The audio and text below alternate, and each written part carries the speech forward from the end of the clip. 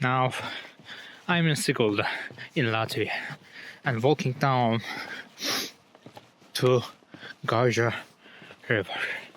And as you can see, I am currently walking on a wooden staircase. This stairs connects the upper level of the landscape to the riverbank Gauja River. It's entirely made of wood and fully open to public. I didn't pay anything to use it.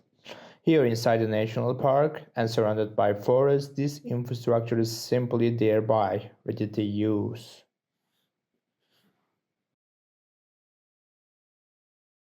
Well,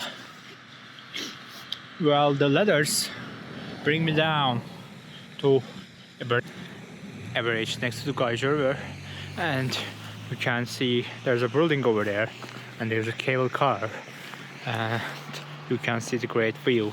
Partly, you can see the great view of Gauja River, which I will show you soon with far more better angle.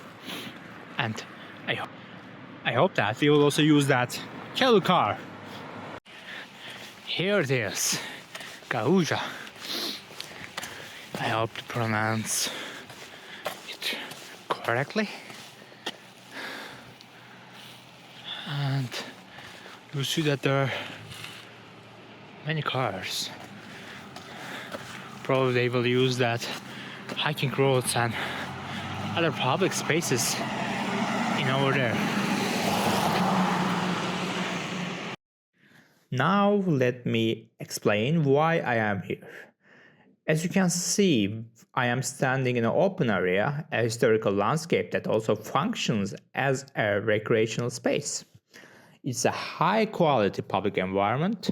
There's a small red restaurant, actually not very small, souvenir shops, workshop spaces, and spaces for different activities. This place is attractive both for local residents and for tourists. We are still inside of Gauja National Park. Here you can see both the old castle and the new castle alongside the natural and the cultural heritage site. This area offers multiple opportunities: recreation, sports, leisure, and nature-based learning. When people interact with nature in an educational way or even for experience, they tend to develop more respect for it.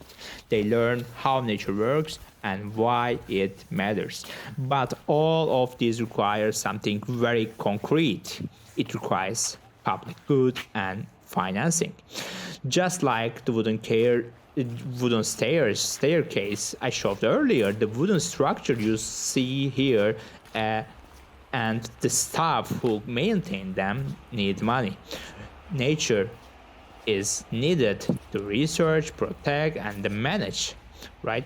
So resources are needed to build walking paths and maintain them maybe every month and keep this place accessible to safe for everyone. This leads a fundamental question: how are public goods in protected and recreational area actually financed, and where does the money came from?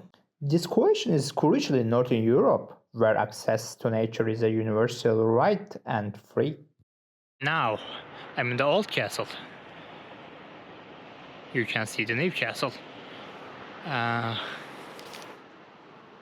coming here, they charge me €2 for the old castle, inside of old castle. So it's obvious that they can earn money from this place. You can see that there's lots of public space to observe the river and the view. There's also another one here. We'll go there up, and there are hiking trails, ladders, so you can easily go around the castle and you can enjoy the view, nature, and the history in here. And the difference is you have to pay. Okay, let's go. What we see here is a different situation.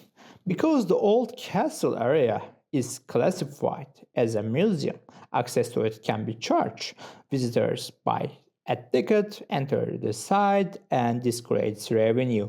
This shows that even inside a national park, certain areas, services or products can be provided for a fee. For example, souvenir shop products sold in the workshops. When we enter the castle, we pay a ticket and gain access to observation tower. But if you look closely, you also notice something else. The area is surrounded by barriers.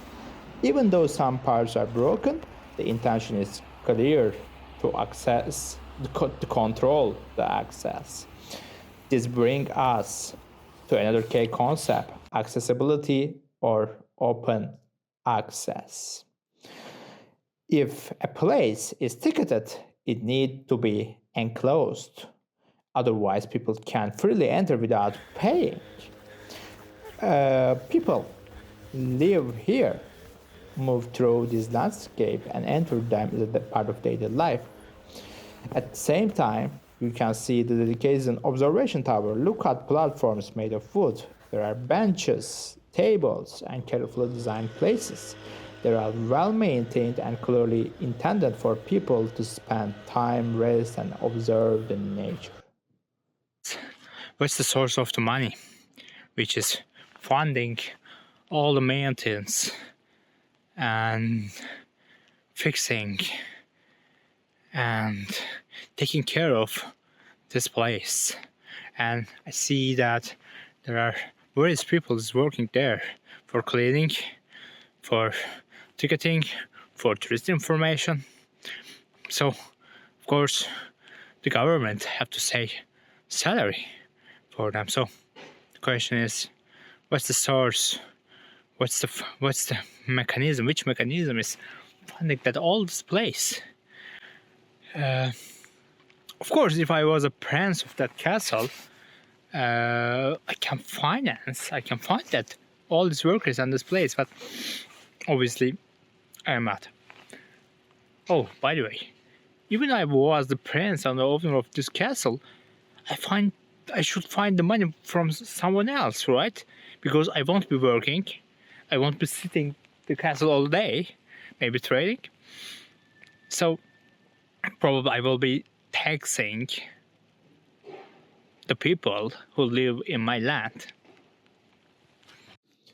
At this point, some of us may ask a simple question. Why doesn't the state just pay for all of this? In practice, governments have a limited number of ways to generate resources. One option is taxation, but this is rarely popular. No one enjoys paying higher taxes. Another option is to create money. However, printing more money leads to inflation, and inflation means higher cost of living for the citizens. So, while these options exist, they came with clear social and economic cost. This is why it becomes important to consider alternative ways to generating resource beyond general taxation or monetary expansion. Of course, there are alternative ways to generate income beyond entrance fees. Donations are one of the most common examples. As I mentioned earlier, charging for specific products or services is another. This can also include restaurants, toilets, and parking areas. In addition, international organizations also play an important role. Financial support of grants from institutions such as European Union are a key part of this system. I continue walking through the national park. As you can see, I am once again using wooden staircase, but this time built in a different style. The stairs are firmly anchored to the ground, not with the metal nails, but wooden joints. They are designed to be stable and compatible with the natural environment. This type of infrastructure serves another important purpose. It helps keep visitors on the designed roads. By guiding them along specific paths, it significantly reduces negative impacts on wider natural area. It helps prevent pollution and disturbance to the wildlife. In other words, access is enabled, but it's also managed. And while I'm walking here, I start to notice something else.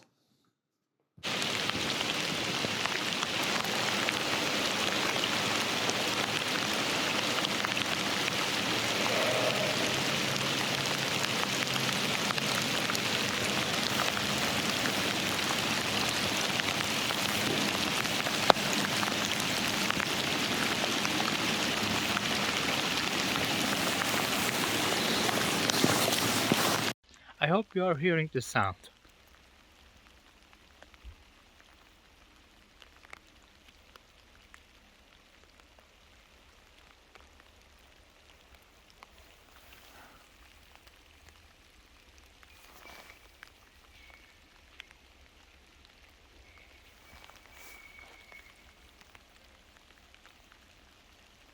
Even that sound is a part of the public good because everybody can use or benefit from it, right? It's non-rivalry, so you don't need to compete someone else to hear it. And obviously it's a part of the soundscape. Yeah, we have the landscape and we also have the soundscape, which create the ambience. And in the tourism perspective, it's a part of the destination, which can be attractive for the tourist because it's directly affect the tourist experience, right? If instead of the rain sound, if I am hearing the car noises and the traffic and lots of people are talking, that won't be a good the tourist experience. Yeah. Look. Sorry, my camera getting wet, and obviously I'm getting near the road, and lastly I'm getting cold. Public goods are typically defined as non-excludable and non-rivalrous. People don't compete over their use, and no one can easily be excluded. However, not everything inside a public space works this way. Here, I encounter a zipline park. This is a paid service designed for recreational use within the forest.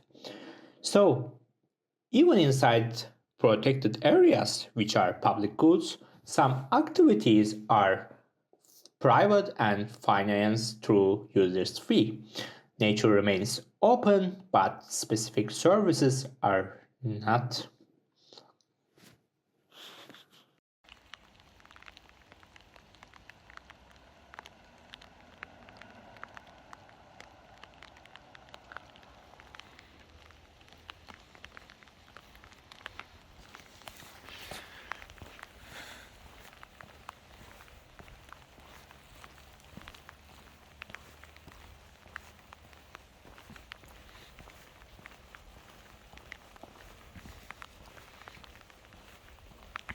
I ate my sandwich and keep going to the walking.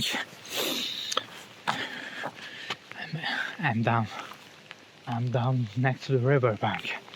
I'm walking.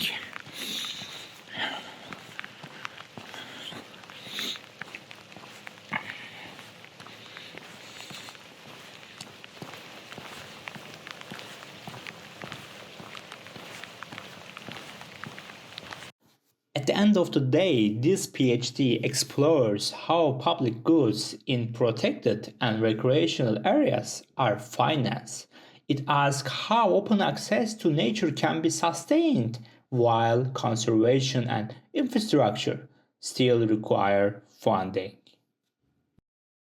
Yep, that's the part which I will leave Sigulda and go back to Valmeria to sleep in my apartment. I think it was very productive day. It was nice to see, to observe the things and the situation in the field. Actually, that's the good thing about the field trips. Yeah.